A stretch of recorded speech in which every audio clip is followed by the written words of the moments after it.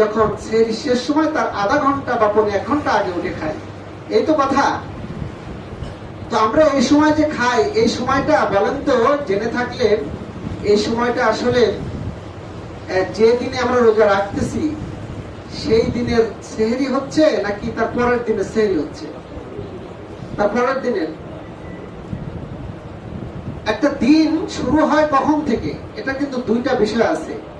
একটা দিন শুরু হয় কখন থেকে, যে এএম আর পিএম। এএম আর পিএম যে আমরা ঘড়িতে দেখি যে ওঠে, এই এএম কখন থেকে শুরু হয়, পিএম কখন থেকে শুরু হয়? হ্যাঁ, দিন 12টার পর থেকে পিএম শুরু হয়, আর রাত 12টার পর থেকে এএম শুরু হয়। এখন আমরা রাত 12টার পর থেকে যদি হচ্ছে ধরি, তাহলে কিন্তু দিনটা আজকের দিনের রোজা। আজকে আমরা 12টার পরে খাচ্ছি না সেহরিটা, তার মানে সেহরি খাচ্ছি 12টার, রাত 12টার পরে যেহেতু, তাহলে এই দিনটা চলবে কটা পর্যন্ত?